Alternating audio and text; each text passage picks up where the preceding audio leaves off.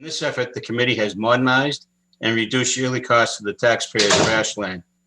This committee has worked with both chiefs and their personnel to assist our architects in creating a combined public, police, and fire department complex to meet today's current needs for each department and for the next 50 years, while achieving Ashland's long-term goal and Ashland's commitment to a net zero and a sustainable building committed to the Green Initiative. This forum will explain the history, the need, and most of all, the selection process of Ashland's new projected public safety building. For nearly 30 years, Ashland has discussed the need of a new public safety building complex, only to see the prior efforts placed on the back burner to allow for other needed projects in town to occur. The purpose of this forum is to provide valuable information and demonstrate the serious needs for a new public safety building. On behalf of the entire committee, we welcome you all. Committee has allowed time at the end for our presentation for questions. Thank you. So let us begin. All right. Thank you, Joe. And I too would like to welcome everyone. I'm going to get this presentation set up right now. Please bear with me.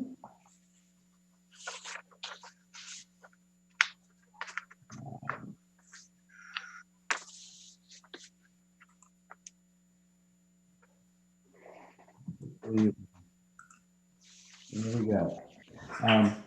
All right, as Joe said, we're going to try to cover a lot of ground today. But first, the first item on our agenda is to really cover the current existing conditions for our police and fire personnel. And for that, I will turn it over first to our police chief, Chief Vin Alfano, and then afterwards with Chief Keith Roby.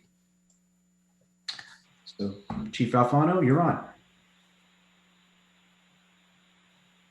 Oh, hold on, Chief. You're on. There you go. Good evening. I'm Chief Vin Alfano with the Ashland Police Department, and I want to take you on a little slide tour of our current facility located at 137 Main Street. On your screen, you can see a number of photographs, and these point out some of the deficiencies that your police officers are currently living and working with at this time. The photo in the top left is a photo of our dispatch center. That's where all emergency 911 calls go in the town of Ashland. It's really antiquated, outdated, and cramped. As you can see, there's wires everywhere. It's a really tough facility for the dispatchers who staff that 24 hours a day, 7 days a week. They're really pretty poor working conditions. The photo over in the middle to the right would demonstrate some of the open and exposed piping that's within the building. Some of it is dangerous. We have many areas of our facility that are currently like that would be dangerous for people to be near. The photo on the far right shows our roof, which is a copper roof, which looks beautiful, but it's very dangerous. Whenever we have ice and snow, we've had cruiser windshields broken. We've had people hit on the head by falling ice and falling snow. We actually have to block off the parking lot and areas of the main entrance in the winter time. It's really an accident waiting to happen, and we do the best we can to work with that. The photo in the lower left, it looks like a mobile construction trailer. To me, that's one of the biggest real deficiencies of our facility. We have quite a few female staff members, both officers and civilian staff. And this facility has no facilities and provisions for those females within the building. No female bathrooms, no locker rooms. So years ago, the town had to go out at a considerable cost and purchase that trailer, a temporary mobile trailer. So our female staff has to actually go outside in all weather conditions. The trailer has a separate sewer pumping system, which is failing. So quite often they can't even use the sanitary facilities in there, and they're separated from the rest of the department. The building opened in 1978, and there were no female facilities in the building at 78, even though there were female officers on the department. So the building was pretty much outdated from the day it opened. Naturally, we expect to expand our staff of female officers, and we just do not have the provisions in the facilities for them for adequate their safety. We have no firing range in this facility. One of the primary tools of a police officer are their firearms, both their patrol rifles and their service handguns. And by law, we're required to certify with those yearly. We actually spend 4 days a year training with those, so the officers are proficient with their firearms. The photo shows the Ashland Fish and Game, which is a great fishing game club. But in the past, the department had to use this tiny facility with the bar upstairs to qualify police officers. Right now, we have to rent space and send our officers at an overtime rate to a range in Hopkinton only certain days a year, so they can get their state mandated qualifications in. This facility would have a built-in firing range, which would be available to our officers and staff 24 hours a day. So it would not entail any overtime to train them. They could train on their regular time, and we would not have to rent any facilities. We could also use that firing range for public education, and seminars and other departments could use that, which we could certainly charge a fee for.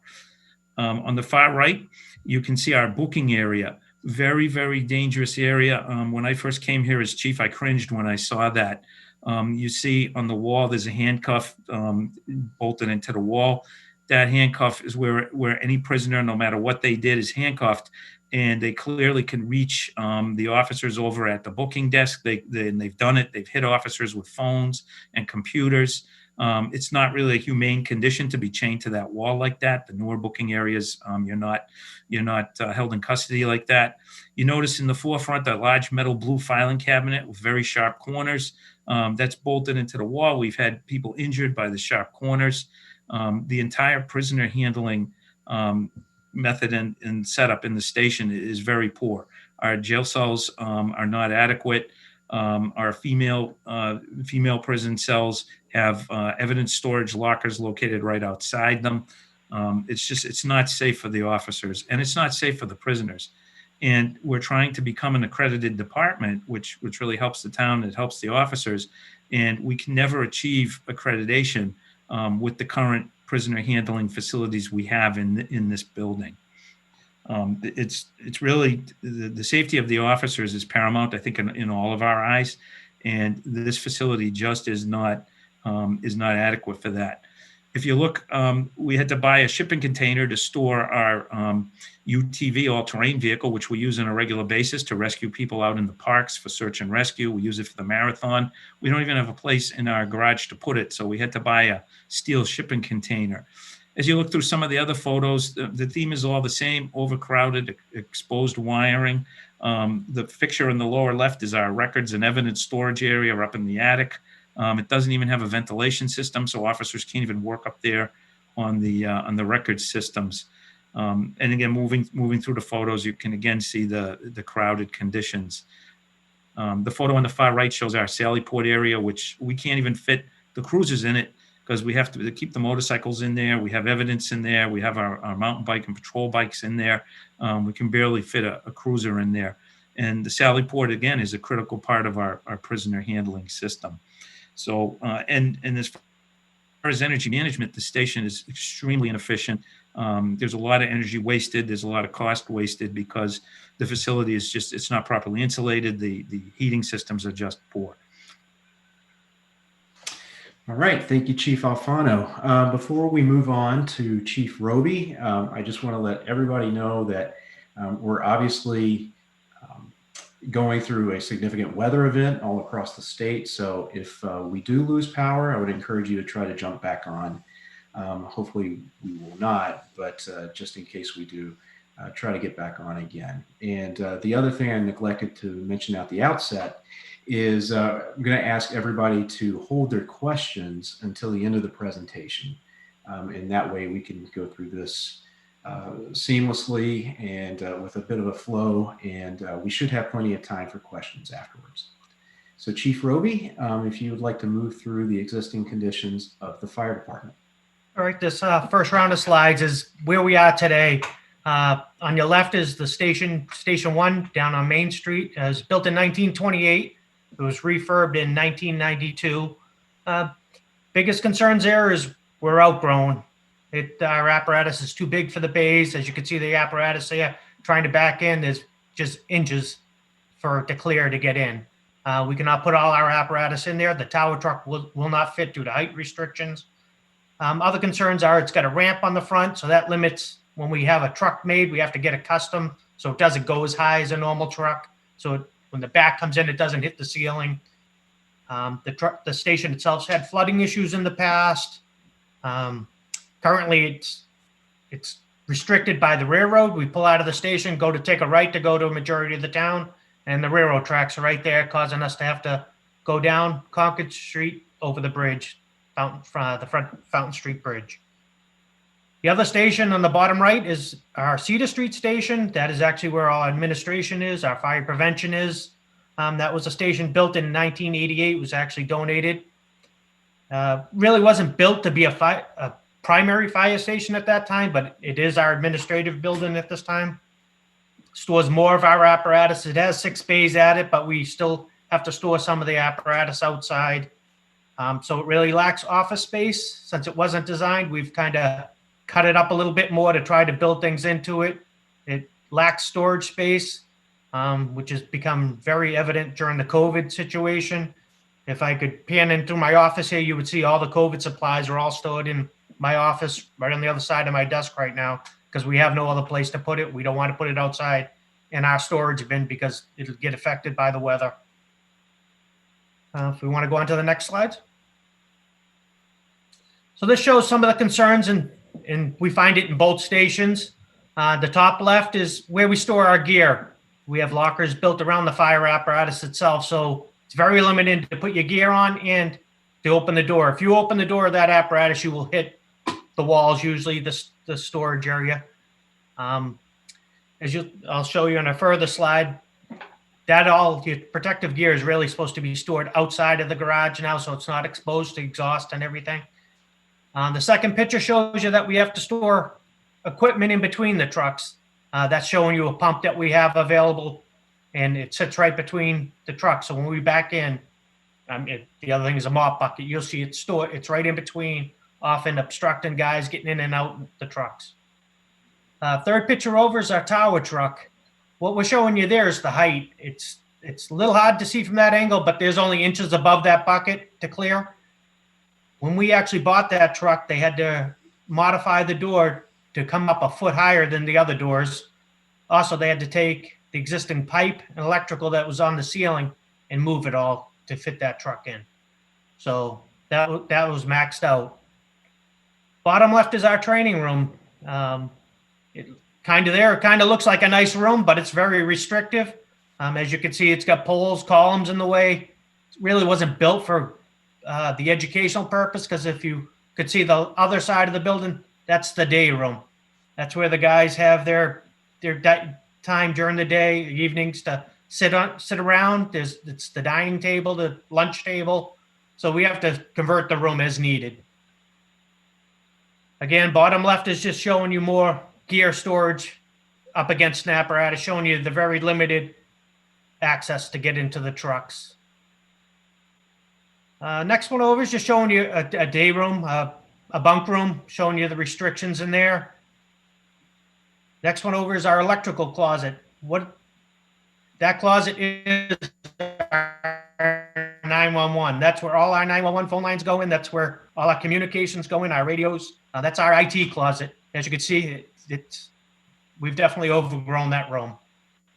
And again, the bottom right just showing you more gear and how we fit it in. As you can see in all 3 pictures, we've had to build cabinets in all different sections of the garage to try to fit where we can hang the firefighters' gear. In this picture, what we're showing you is our gym at our Main Street station. This gym is shared by police and fire. It's the only gym that we share. It's in the basement. Definitely no windows. It's got definitely problems with ventilation. And in the picture on the right, that shows you sump pumps. We have sump pumps. I believe there's 4 of them in there that run to prevent water from building up in the station. Again, this station has flooded all the way up to the ceiling of this room in the past from the Charlie Brook along the railroad tracks when it overflowed one year into downtown. Okay, so After you've seen some examples of our current facilities and the inadequacies of those, we thought it'd be good to just give you a representative sample of what more modern and current facilities look like. And again, I would defer to the chiefs to run through these and tell the audience what it is they are seeing here. All right. I can go through the first upper left there. That's showing you gear storage in a modern fire station. So it's a room built for gear. It has its own ventilation system. It's separate from the bay floor. It's separate from the living quarters. If you've seen over the past few years, cancer has risen within the fire service, and they're finding the contaminants of what the firefighters come back with on their gear is getting into the fire station, and then them hanging around the fire station, they're being exposed over and over. And when we talk about a separate room like that, I can't say it's any more important than today with COVID. If you came to our Cedar Street station, we have a table set up between our fire officer's car and our rescue out in the bay with the table, and that's where we do all our decon after going on a COVID call, because we don't have a separate room for it. That's where we do our screenings for the guys and everything. So I think that's today is so much more important, especially when most people could relate to COVID. The third picture over with the ladder truck there is just showing you what today's apparatus bays look like. They're wide open. They don't have restrictions above and around. It's safe for walking around. Again, both stations for us lack that. The third picture over the far right picture shows a training room, and along with the police chief, I'm sure this will serve both of us together, and it's a needed place for both of us to have a separate training area that would also serve as our emergency operations center. So again, another place that lacks, we rent a space. The police chiefs, one of their substations is where we set up our emergency operations today. Bottom left is it's more of a today's communication center. Again, we're in a small dispatch room, one station. Police chief has his separate, and the new station, we would look to join it. Chief, if you want to go over the other few. Sure. As I noted earlier, one of our biggest concerns is the detention area, the prisoner area within the police station. Newer facilities are much safer. They're much easier to clean. They have washing facilities right there. The prisoner is not really able to contact the officers, nor can the prisoners grab things to assault or strike the officers with. It's much safer for the prisoners, and it's much safer for the officers. I can't stress enough what Chief Roby had talked about the joint training facility. We all train. Law enforcement and the fire services are very intensive on training. We have to every year recertify. We really need a large enough dedicated space to train the officers and the firefighters, and we don't have that right now. And this new facility has a wonderful training room that we would share. That training room also, very importantly, does double as our emergency operations center. The emergency operations center in town, as Chief Roby indicated, it's in rented space. It has unreliable emergency power. It's inadequate. The roof leaks. It's not adequate for a town of Ashland's size, and it doesn't function as a safe control center for significant events that we have, like the marathon or a significant weather event. We really need to upgrade that. The combined dispatch center is a huge advantage to both police and fire, because as call volumes rise for both the fire department and the police department, there would be two dispatchers in there, a fire dispatcher and a police dispatcher, who would be cross-trained to help each other. So if there was, say, a significant structural fire in town, obviously the fire needs more attention, and the police dispatcher could help the fire dispatcher. The new plans call for a dispatch center that actually has a bathroom within the dispatch area. We don't have that now. A dispatcher currently, if they need to use a restroom, has to have somebody come in off the road, and they have to walk down a corridor. And it's just not correct. They don't have any locker facilities. They don't have any living space, so to speak, in a room that is manned 24 hours a day, 7 days a week. So all these new facilities, as you can see, there's quite a bit of light, brightness. It's a much more pleasant working environment for all of our public safety staff. And the key is it's safer. You see a new lobby design down in that second picture from the right on the lower level. The new lobbies of public safety buildings, they're more protected. We have had incidents in the past where people have fired rifles into the lobby area of the Ashland Police Station. We still have bullet holes in the wall out front in the lobby from those incidents. So they're protected areas for the dispatchers, so they can remain safe should somebody come into the building or try to force their way into the building that obviously has evil intent. Just a safer and more efficient facility all around. All right, thank you, gentlemen. And I do want to tell the public and anybody watching that we will more than likely be offering tours again of both the police and fire stations on Main Street, just so people can get a firsthand eyewitness account of the type of conditions that our departments are working and living in, actually. So I think people found that very enlightening before, and so it makes sense to do that again. So let's talk about some of the actions that have been taken by the Public Safety Building Committee to date. I will point out that the issues with the police station were identified, well, as Joe said, all the way back when it was opened in 1978, but in 2002, the chief at the time, Chief Melnick, had written a report to the Board of Selectmen, letting them know just the inadequacies of the station and urged them to look at planning for a new one. In 2008, the town retained MMA Consulting Group to look at a number of facets of the police and fire departments, including space. And one of MMA Consulting Group's primary recommendations was that a new facility be built, and it also identified a location that would probably be most appropriate. But I'll pick it up since 2018. This committee has held 25 public meetings to talk about a range of things, whether it's the site, the selection of different professionals, and even looking into the design of the building. In 2019, we selected our owner's project manager, which is Vertex, and also retained HKT Architects as our design firm. In 2019, also towards the end of the year, we performed more site analysis, and we actually submitted an early application to the Concom for what's known as an ANRAD, and that stands for an Abbreviated Notice of Resource Area Delineation. That gave us the wetland lines that we needed to help design a building. Then we've gone through 3 programmatic analyses. We've had, believe it or not, a changeover in both chiefs since this process started. So each chief had an opportunity to go through and review the program and tailor it to what they thought was the need, from their perspective, the needs at the time. I'll get into this a little bit later, but we've made concessions in the building design, and that's to save on cost. But again, we don't want to be penny wise and pound foolish. We don't want to necessarily repeat the mistakes that happened in 1978. We reduced the firing range. We've changed the apparatus bay configurations a number of times. We've reduced the number of bunks, but that can be expanded later with the additional bunks in each room.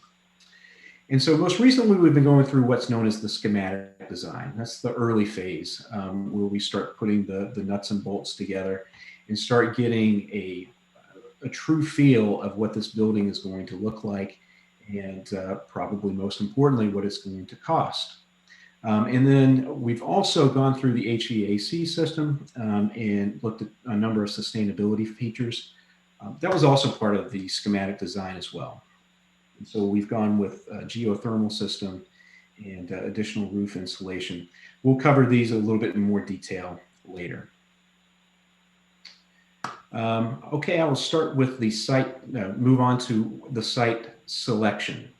So the 2008 study identified location X as being the best location for a public safety building. Location X is around the vicinity of where 135 splits to Waverly Street and East Union Street going up to the high school. But since that time, we had a couple of other opportunities to look at different parcels.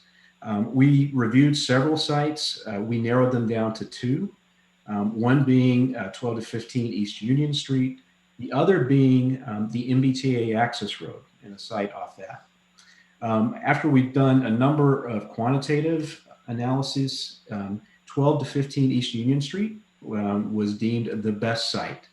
We looked at things like location, we looked at accessibility of the site features, some of the environmental considerations, site development and site development costs, as well as availability. And again, this location was consistent with that 2008 study. A key component of this is that this location gives you almost immediate access to the bridge over the railroad tracks. We don't want to be in a situation where someone's loved ones or they themselves are having a medical emergency or a fire is happening, and we have some of our apparatus stuck waiting for a railroad train to pass by, which we know provides a lot of inconvenience for commuters. We don't want that inconvenience to turn into a life or death situation. So this site gives us access to the Fountain Street Bridge, again, almost immediately. After we looked at this site, we moved on and did some additional subsurface investigations. We wanted to see what type of site we had. And that gave us the opportunity to better refine what our site development costs. Unfortunately, they were refined in the wrong way. And they went in the wrong direction, but it's good to know this now before you start really getting into it and have to change plans in the middle of doing your design or even construction. And then finally, this property has been gifted to the town of Ashland by Fafford Real Estate. Right now, it's gone through what's known as the A&R process. So the lot itself has been carved out. It has gone through the land court process because it's what's known as registered land. So that's taken a little while. And right now we're just waiting to finalize the deed. And at this point, I will turn it over to Janet Slamenda from HKT, who's going to talk about some of the site constraints and then also go through the schematic design. Janet?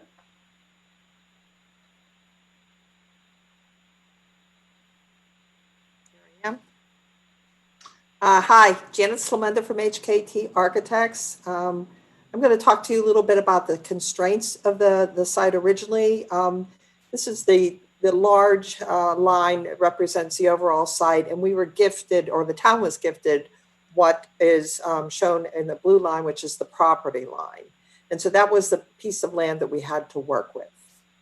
Next, Michael. The other constraint of this on any site are what the zoning setbacks tell us. And in this particular case, they weren't extraordinary. They were 25 feet in the front, back, and the side, and 50 feet abutting any residential property. So those are pieces of parts of the parcel that we don't build in and will forever remain unbuilt upon, although you can cross into them accordingly from the front. Next slide.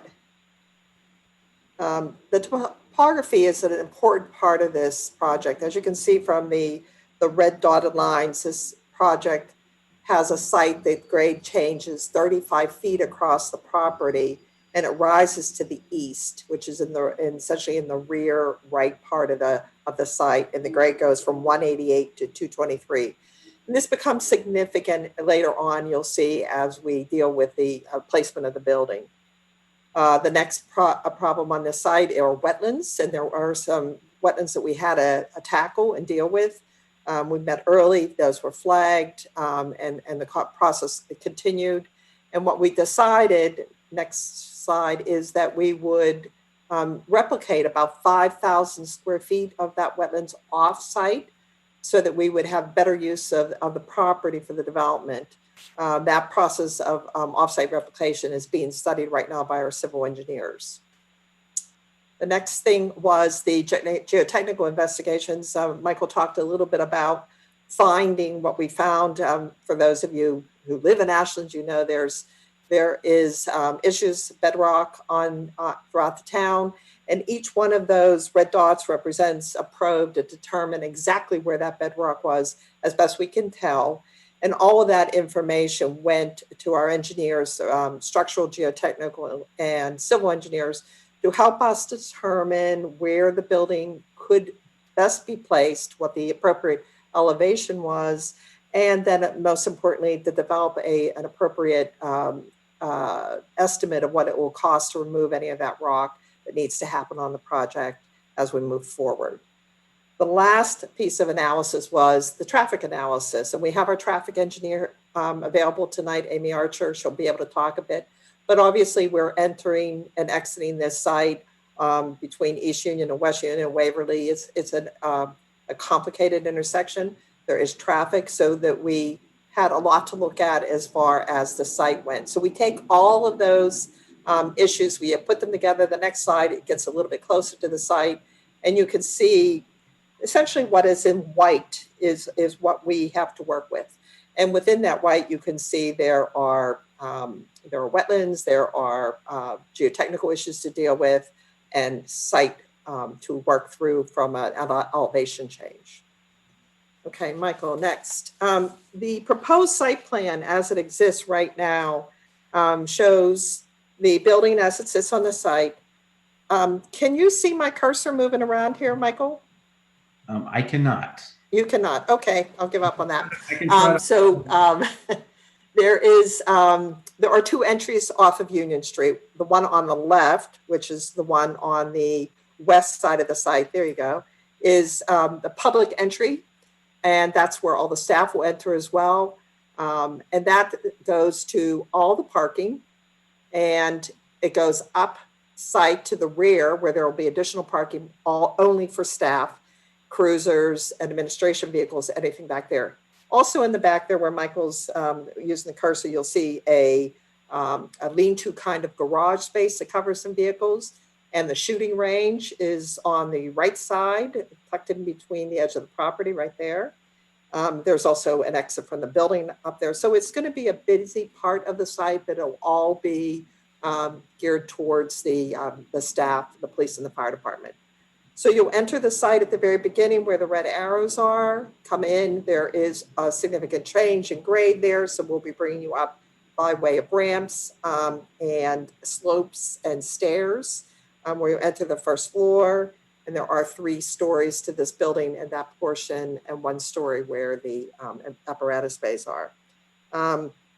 So the one other item to bring up on here is at the rear parking area.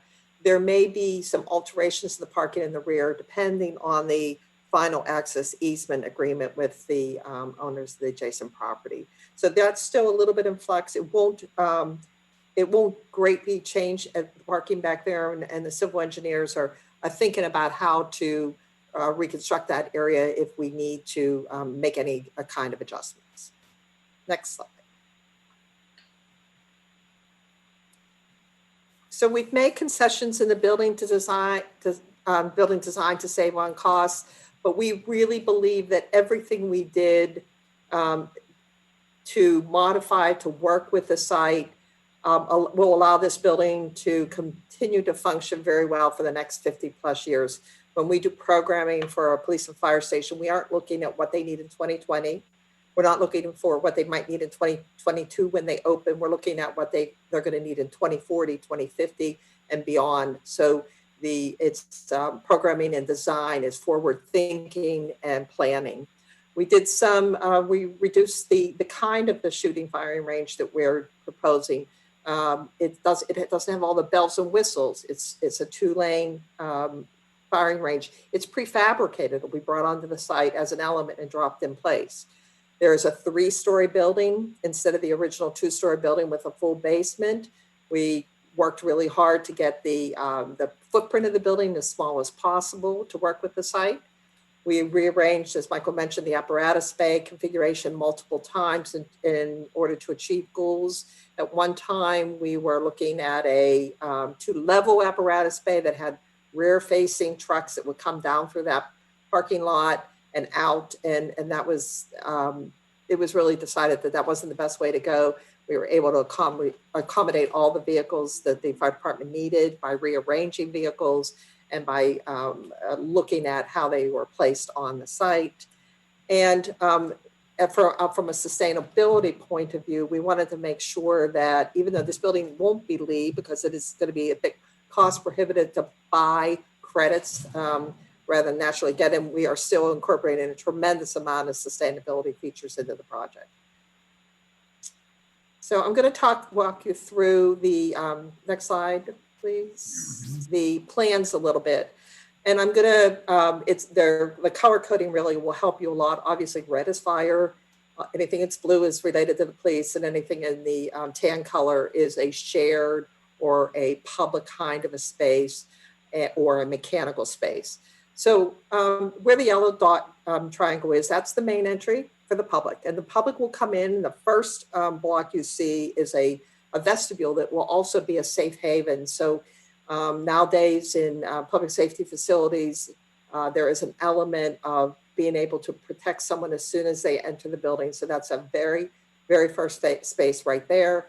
Then they come into the lobby and they'll have 4 elements right in front of them. They'll have the records room, they'll have the training room, community room, they'll have dispatch, and they'll have a safe haven. So they'll be able to enter a door, which can be controlled by dispatch.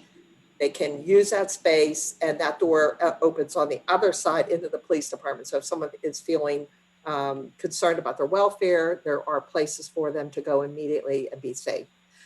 So we have all those public spaces right off the lobby. The other big thing off the lobby is the elevator to the upper level.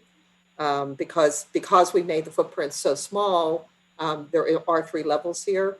I also want to point out a couple of the things that's chief focused on about safety. So there will be bulletproof glass in those lobbies. There will be materials added to the walls to prevent bullets from passing. So we're trying to make those kind of spaces as safe as possible for the staff who are in there. The community has good access to this space. It's modern. It'll have a Wi-Fi. It'll have large screens to allow any kind of presentation that they need to happen. And so we'll be focusing on that and making those rooms as good as possible. In the police side of the building, there are everything on the first floor is geared towards police operations.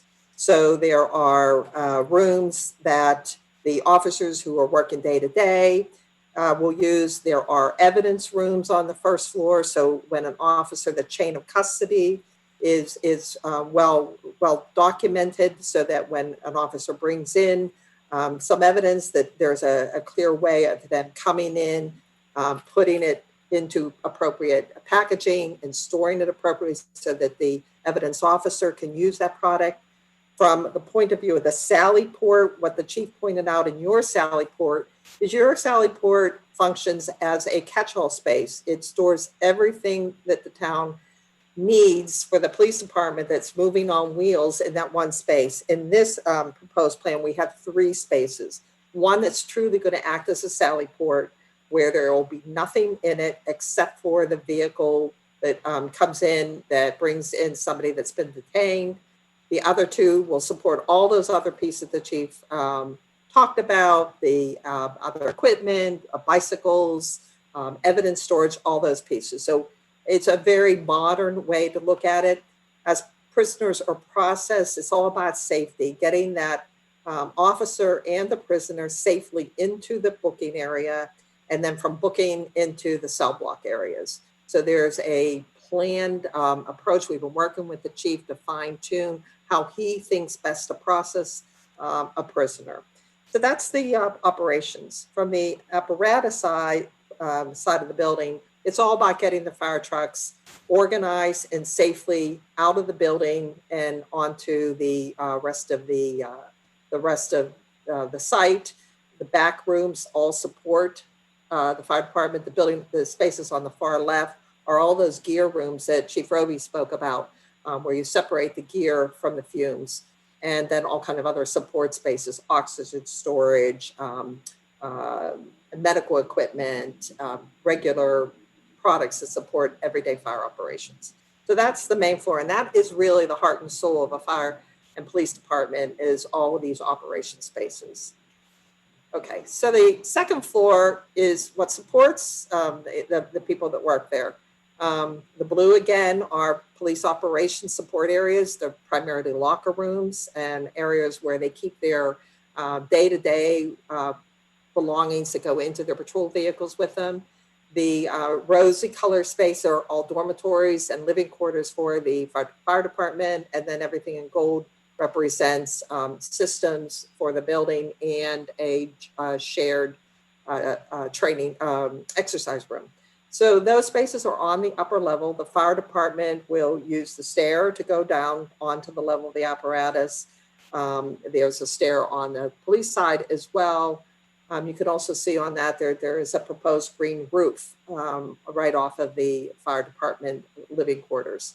So that is the second floor. The apparatus, what you're looking at for apparatus, the red area is all the second level of the apparatus. So now a normal floor to ceiling or roof of a modern apparatus is 23 feet.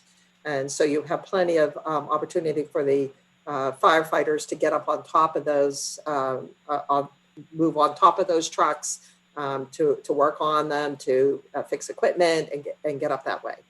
So there are a couple support spaces on that as well. And then the third floor is all about administration. So the police and the fire have administrative spaces. Those are shared by a common shared elevator lobby. And off of those lobbies are administrative spaces, so that when somebody comes up, there's someone to essentially meet and greet them and get them in to see whoever they need to get.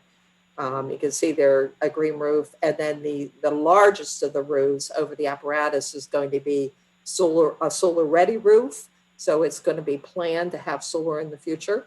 And we think that's a fabulous opportunity for the town, should they decide to go that way in the future.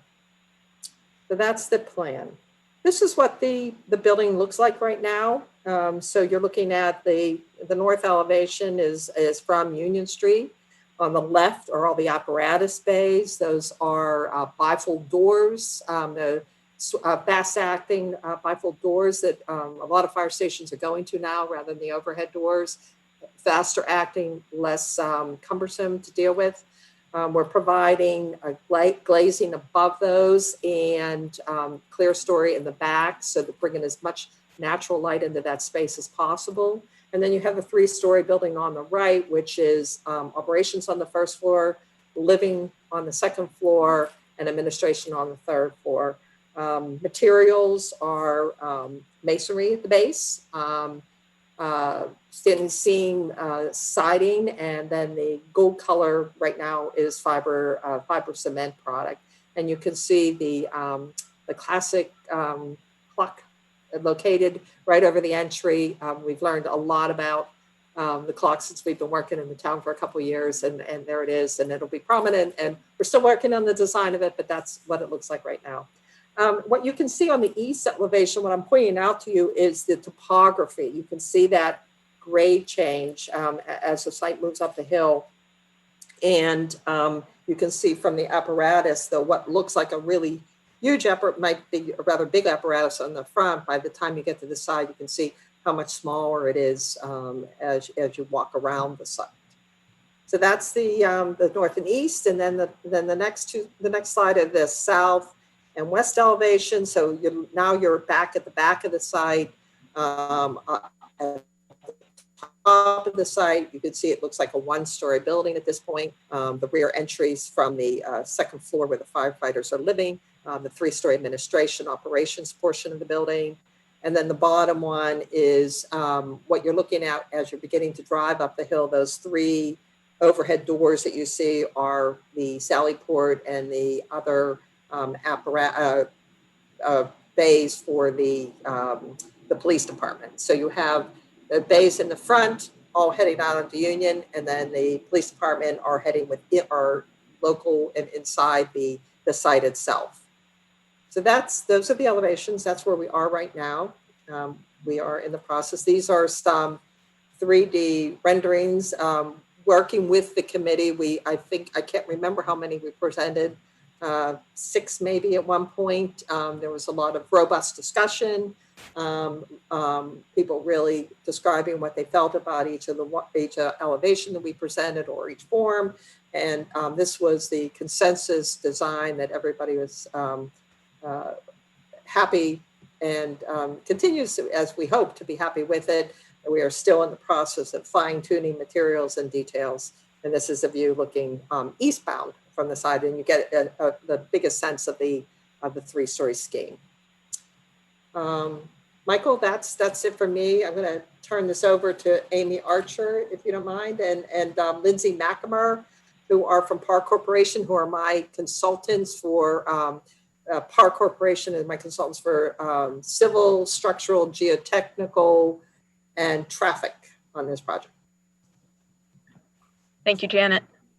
I'll go ahead and start. So I wanted to give an overview of what we've looked at for the site from a traffic perspective.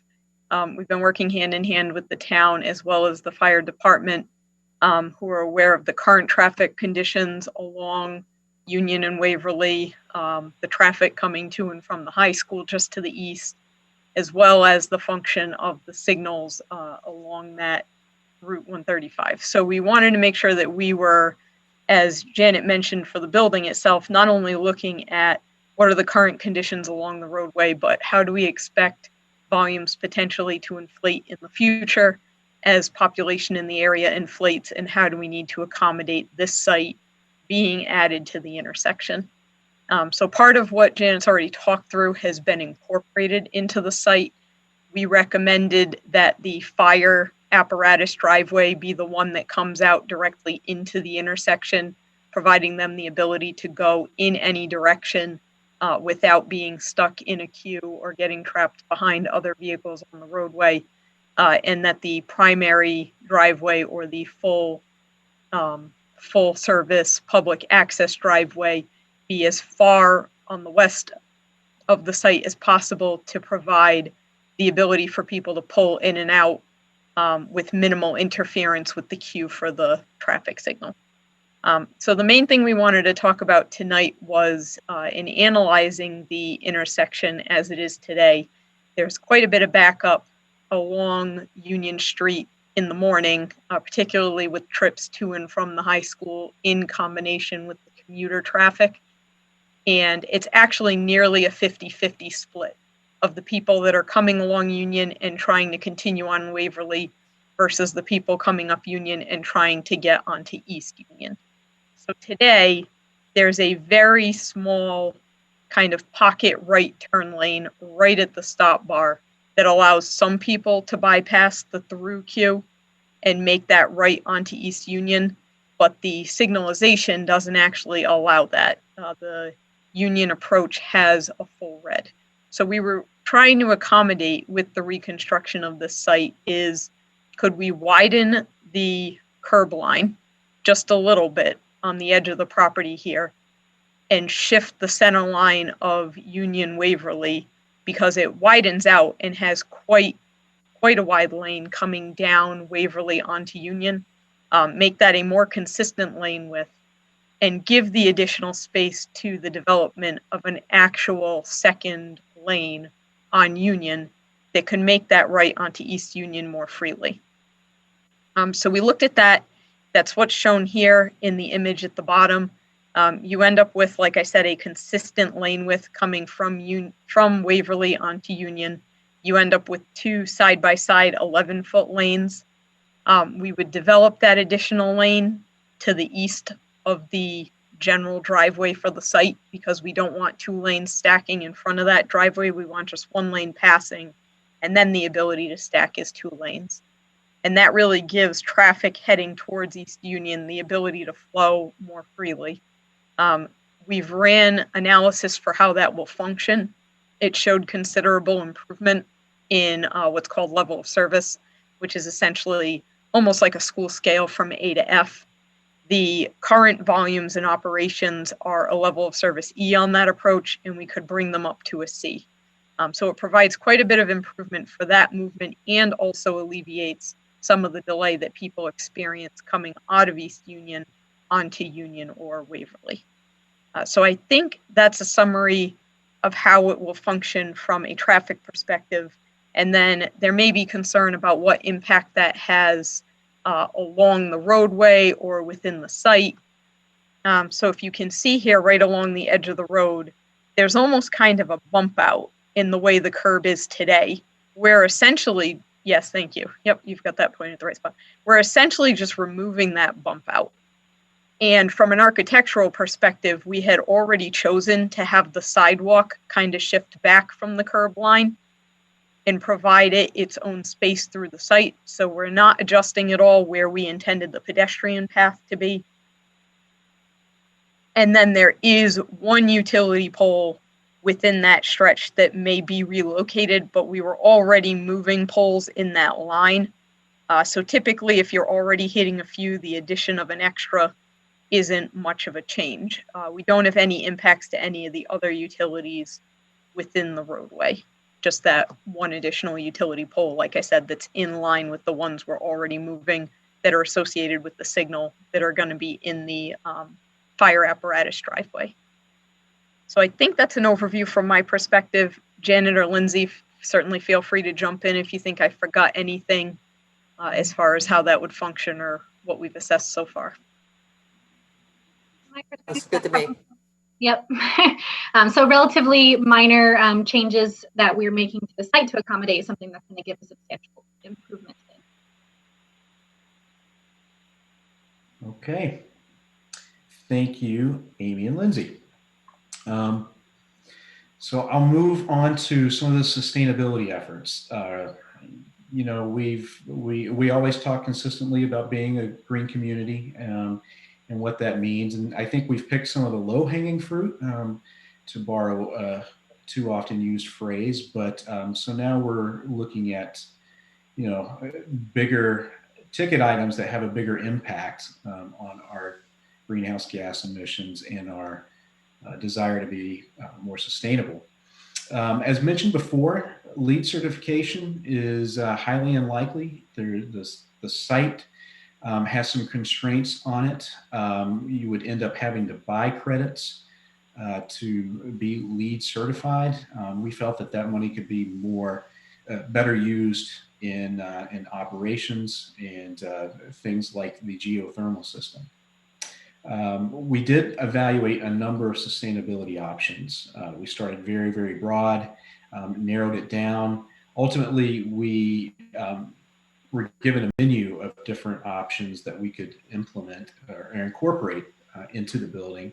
The main one is really the geothermal HVAC system. This is, you know, obviously will have a tremendous impact on fossil fuel consumption, and it also reduces greenhouse gas emissions. I should say throughout this process, we were getting feedback from the Ashland Sustainability Committee. And, you know, we really, really appreciate their insight and their analysis, their feedback, and their willingness to kind of work with us to find ways to solve some unique problems with this site. We did add additional insulation in the roof above code requirements to make the envelope a little tighter. We are using electric vehicle charging stations on the site.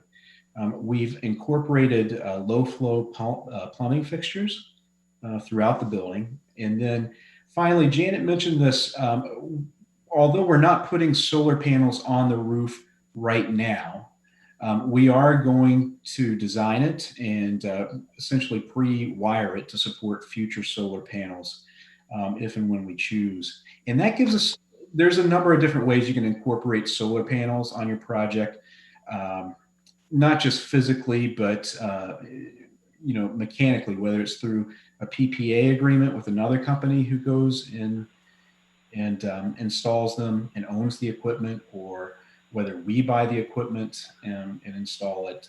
You know, obviously that has a higher upfront cost. So speaking of costs, John Lemieux from Vertex is going to go through some of the construction costs. Thanks, Michael. Can you hear me okay? Yes. Okay, great. Good evening, everybody. John Lemieux from Vertex. We are your owner's project manager for the job. It's just going to take you a little bit through, cost development and kind of where we are today. When we talk about costs, we talk about hard costs, we talk about soft costs. Hard costs are truly the straight up construction costs to build the building. Soft costs include everything from designer fees, fees for your owner's project manager, contingencies, as well as furniture, fixture, and equipment. If you ever pictured picking up the building and shaking it, all of the things that would fall out of the building would be considered soft costs. So basically, when we talk about numbers, we want to talk about total project costs. A lot of times people can get lost in the dollars per square foot discussion or that sort of thing. And there can be a lot of mixing up of, well, are we talking about just construction dollars or total dollars? So we're going to not talk about square foot pricing. We're going to talk about big round numbers here. Basically, to date, the project has gone through 2 rounds of estimates. It's gone through a schematic design estimate, and it most recently went through its design development estimate.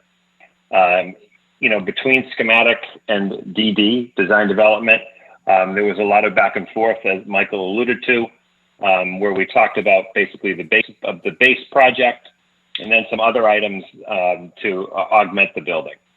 This slide here shows you, the items that are surrounded in the red dashed lines. These are the things that were added to basically the base building, which is shaded in orange.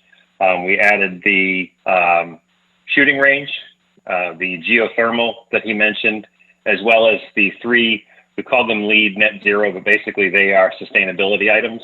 You can see the vehicle charging stations, the low flow plumbing fixtures, and then the added roof installation. Next slide, Michael. John, I just want to, before we move on. Who else has actually had plans for that? Because So I'll just ask everybody, if you're not speaking, if you could just mute your mic, I'd appreciate it. Just wanted to show that the additional roof insulation, it's not highlighted on here, but that is one of the options that we moved forward with. So. Okay, sorry, Michael, the one I had it on there. My apologies. Okay. So then what we did is to basically, the first pass at this, basically we looked at hard costs, we had a multiplier for soft costs, and now as we are moving towards construction documents, we are now breaking those costs out a little bit more, a little more detail, and this is the next version of the budget you're seeing here today.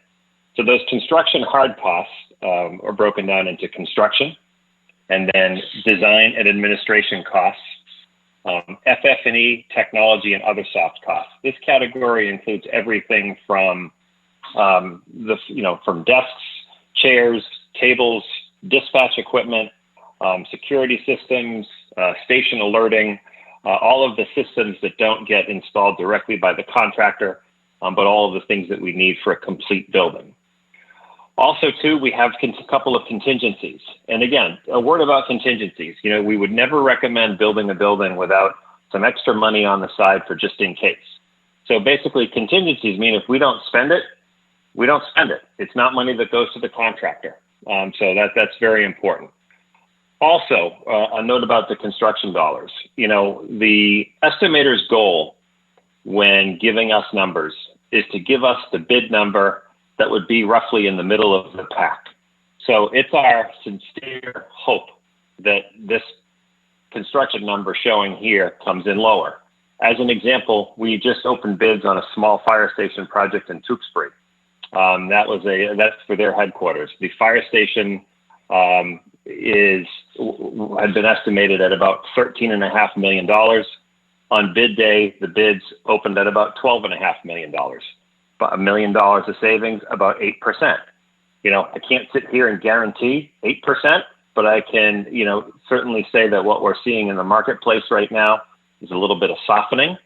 It is even though there might be concerns about building right now, from a budgeting standpoint, there's an incredible opportunity right now because people are hungry for work and are seeing not a whole lot of backlog out there. So I really think communities like Ashland are going to be able to benefit from the lack of other jobs out there and the lack of backlog. So, but the other positive news about this is, when we come to town meeting with this project, we're coming to you with the bid number in hand. So if that 29 is actually 27, that's great. Then that bottom line is going to drop by a couple $1 million. So when we come to town meeting, we will have in hand, we'll know what those costs are. And the final note is that, the total project budget that you see here at 36.7, we have to net out of that the appropriation that has already been voted on by the town, the 3.5 million. So that leaves 3.2 right now. Michael, that's all I have. All right. Thank you, John. Now I'm going to move to the slide I think everybody's been waiting for. Drum roll, please. So what does this mean for you as a taxpayer and as a homeowner? What does this budget mean for your tax bill? Well, first of all, last year, we collectively made the decision that we're going to try to minimize the impact of any potential increase. And the way we're going to do that is we're going to finance, we're trying to finance about half of the project within the tax levy. So that's within the 2.5% the budget grows each year. And that's what we call, again, within the tax levy. We also call it non-excluded debt. And there's no ballot vote necessary for those pieces, or for that piece, I should say. And then the rest would be through a debt exclusion. That would require a ballot vote.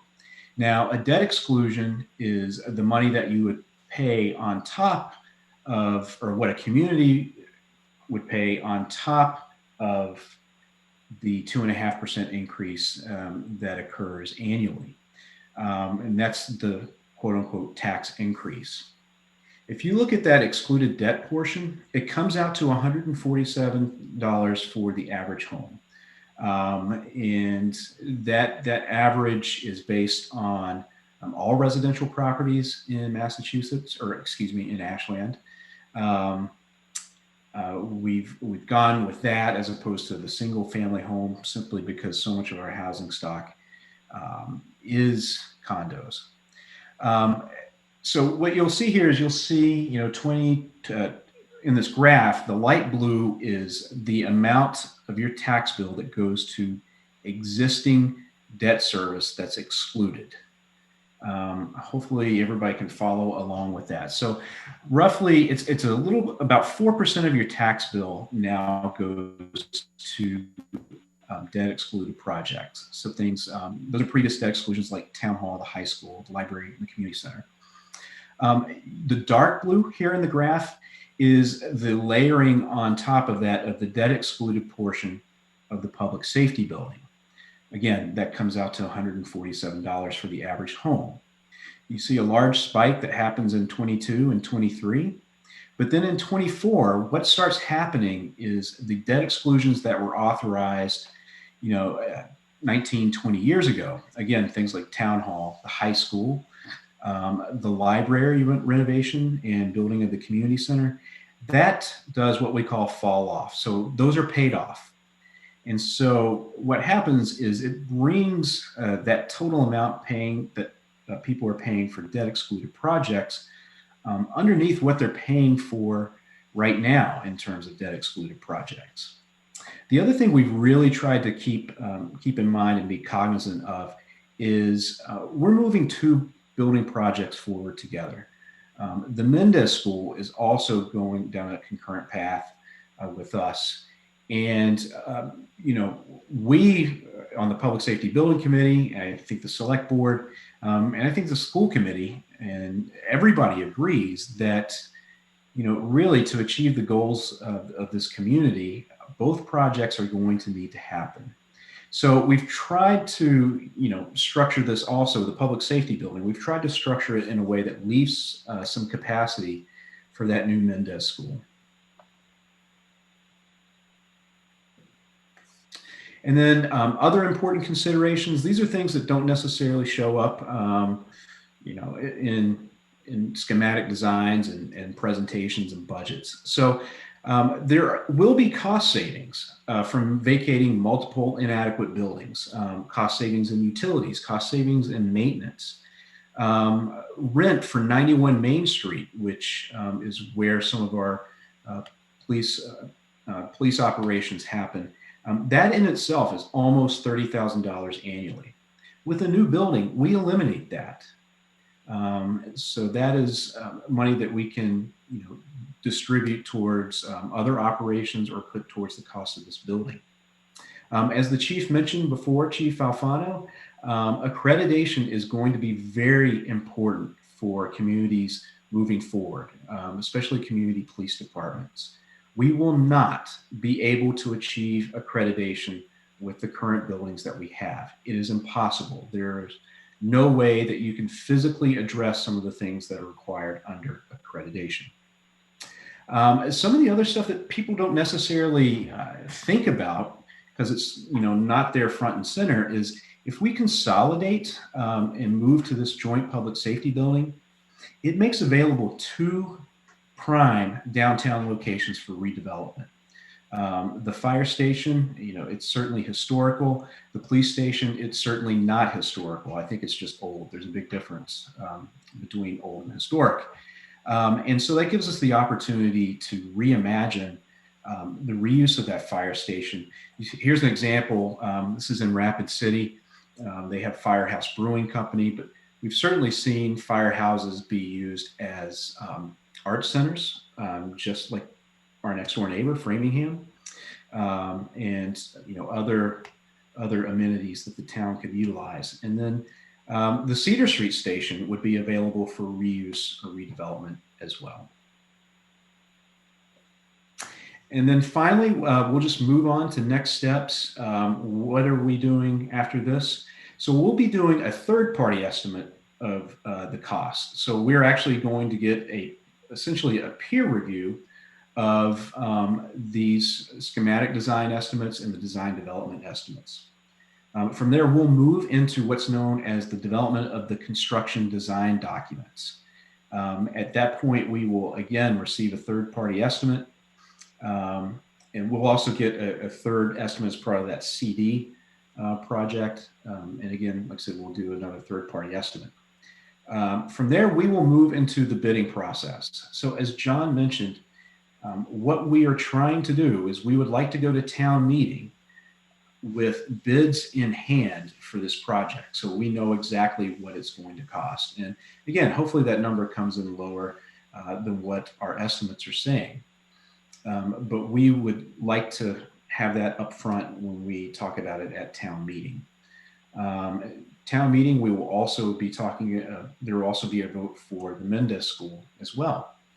And then afterwards, we will have a town election that contains the ballot questions for the 2 debt exclusions necessary to the public safety building and the school.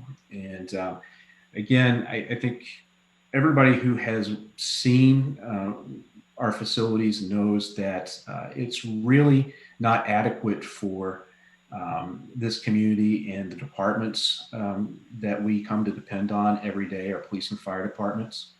So we really do appreciate your time and your willingness to listen, and we really thank you for your consideration. And so now I would like to open it up for questions and comments.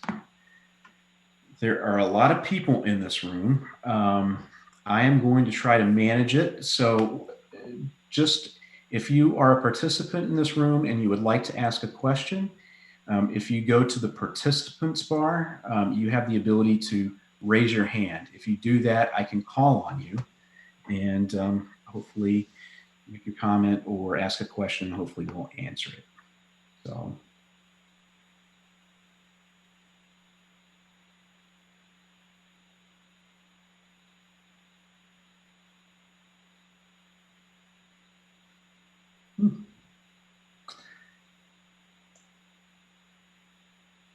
Okay.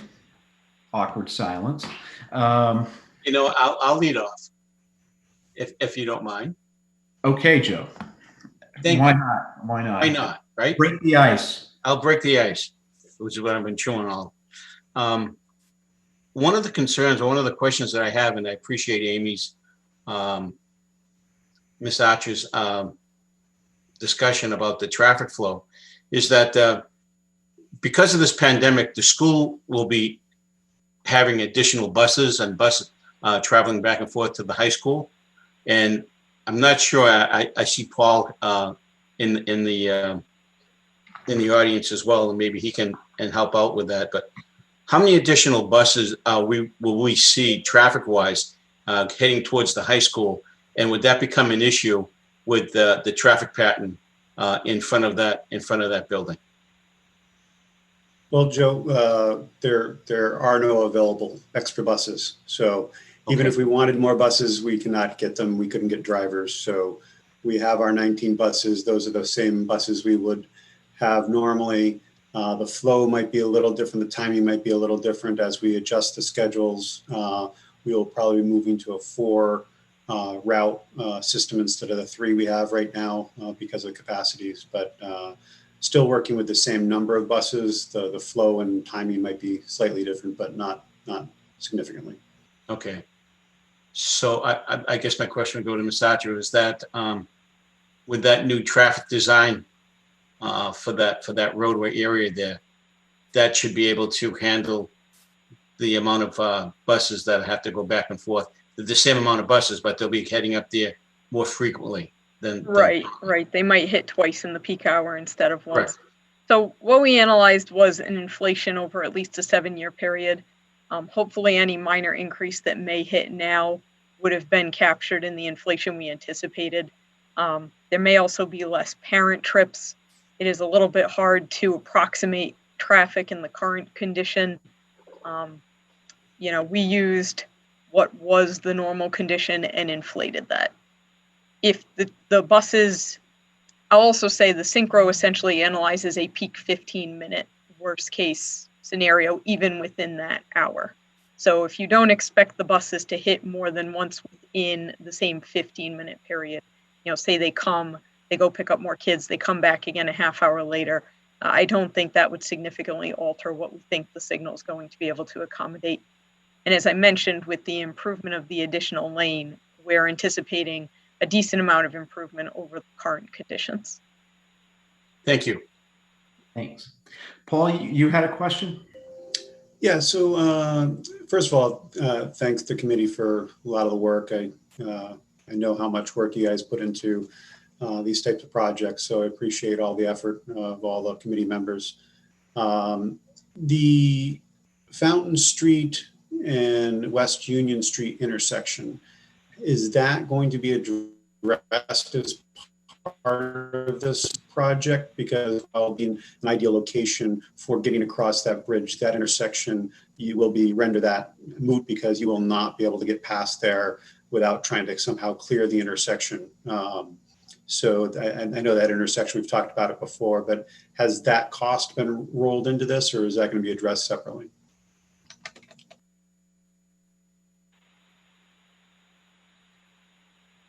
Amy or Lindsay, do you want to? The only intersection that we are addressing with the fire station is Union Waverly East Union. However, in my conversations with the fire department and the town about how we may be able to improve some of the traffic at that intersection, it may alleviate some of the queues that currently back up through the Fountain Street intersection. If I can also add to that, Paul, I know that there have been discussions with the DPW director and the traffic study committee about redesigning that specific intersection for that purpose, and add a storage lane heading west and not east, but heading west. So that way any traffic can turn right without interfering with the flow of traffic into that intersection. I know that's being looked at and possibly being designed at this as we speak.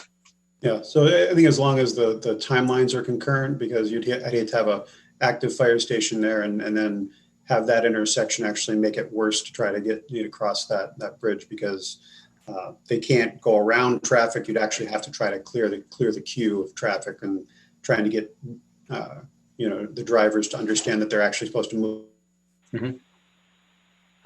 Paul, to your point, I think just trying to visualize for people what it is you're talking about. You don't necessarily want to have a fire, engine turning left to go up the bridge, but that whole lane is filled with cars, so you can't necessarily get to the bridge. You're behind a bunch of cars. So, there's something that we can also do with signalization.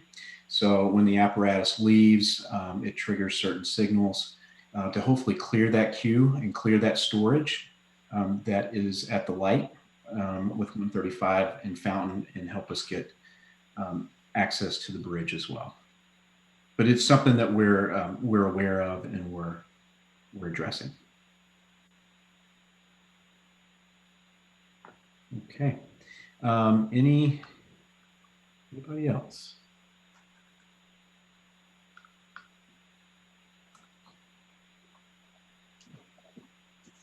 Paul, you usually do this fancy thing like unmute all, and then give everybody a chance to ask something.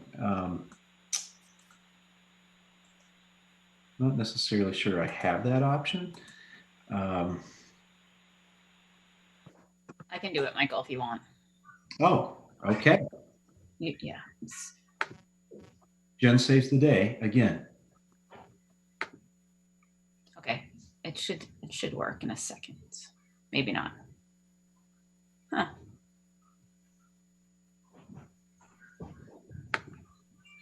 Yeah, we're unmuted. I think everybody's unmuted now. You should be. Everyone has the option to.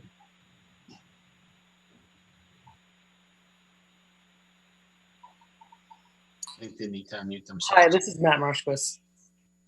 Can you hear me? Yes. So yeah, I just wanted to kind of reiterate there's been really good kind of listening to the sustainability concerns from the committee, and we appreciated how responsive you've been throughout the process. And we were talking about this project at our meeting last night, and I just wanted to kind of say for people who haven't been listening to that whole discussion about HVAC systems, there's a lot of information there, but the way that this geothermal system lines up with our long-term net zero goals is it has a much lower energy use intensity than the other systems that we've looked at for this size building. So it's going to have lower emissions by a significant factor. The other advantage of this system is that it's electric based. So right now in the state, our grid is about 15% renewable in New England and in Massachusetts. So that's getting better. It's mandated to improve significantly, even by 2030. So as that gets greener, the electricity we're using is going to become have lower emissions over time. So we're locking ourselves into a really good system that will allow us to reduce the amount of emissions we have. So I just wanted to say that, and I appreciate your listening to us and listening to our concerns throughout the process. Thank you, Matt. Again, if anybody else wants to jump in, you can hit space and unmute yourself and ask a question. I'll give it a couple more seconds. Okay. I want to let everybody know we talked about tours of the station.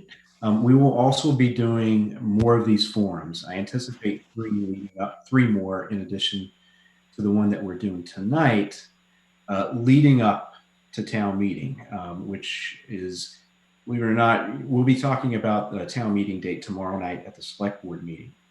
I also want to encourage you, first of all, I want to thank you for watching and participating. Even if you don't feel comfortable talking in public or online, it would be great if you could send the building committee some feedback on this presentation, what you would like us to expound more upon, and just some general overall feedback on the project. We'd really appreciate it. And Joe, that email address is Public Safety Building at ashlandmass.com. all right. Public Safety Building, I'm sorry. So at this point, we have not heard from Steve Mitchell, who I think is going to wrap up. So just quickly, actually, Joe and I are going to wrap it up, but I want to thank certainly John Lemieux and Janet Slemeda for all of their work as our project managers and as our designers. But I want to specifically point out that both Chief Roby and Chief Alfano, as part of this process, engaged their staffs very early on, worked with the designers to really lay out a building that's going to work for the people that are going to live in it. So I just want to point that out. And then I also want to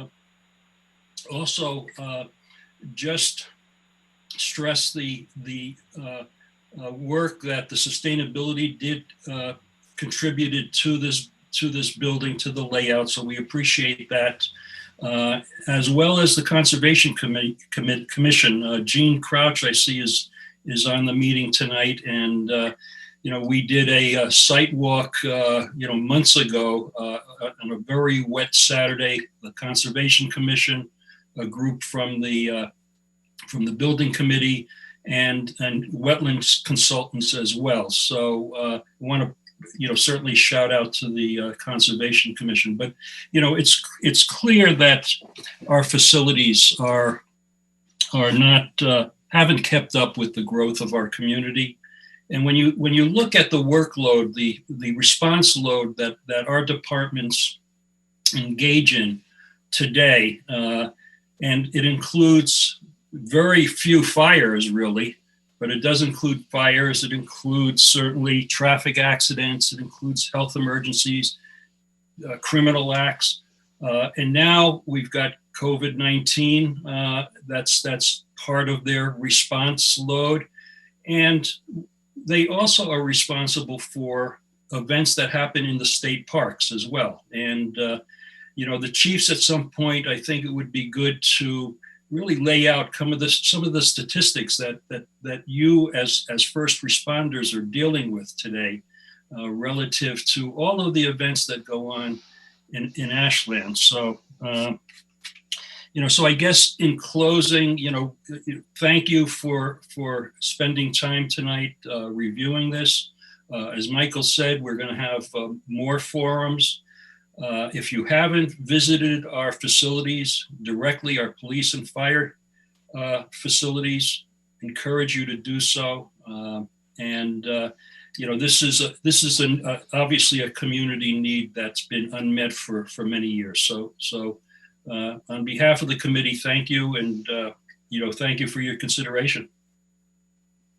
Thank you, Steve. And in closing, I earlier failed to list the folks that are on the committee themselves. So I would like to briefly run down the folks that are on the committee. Steve Mitchell, who is the vice chair, Jen Ball, who is our clerk, Chief Alfano, Chief Roby, Peter Chisholm, Paul Carpenter, who is our IT man for the town, Brett Walker, who cannot be in attendance tonight, Dennis Gimbetti, who is the liaison to Senator Spilker's office, Mike Herbert, who's the town manager, myself, John Lemieux, who is our OPM, and the folks from HKT, Janet and Amy. I just want to say thank you to all of you for your hard work, your perseverance, and your patience with us over the last 2 years. We haven't been easy to work with. We're all type A personalities, and we all have things that we want to see get done. And I would say that throughout this whole process, we learned the word compromise, and the compromise that we made was for a better building entirely for the community. And I'd like to thank the two chiefs, especially the firefighters and the police officers, both the men and women of both departments, for having their input, because it's important. Like Steve said, they're the ones that are going to be in that building on a daily basis. They'll be sleeping there. They'll be working there. It's their home, and who else better to know what they need other than them? along with the leadership from both departments. So I'd like to thank you all. Look forward to seeing you again at a future forum.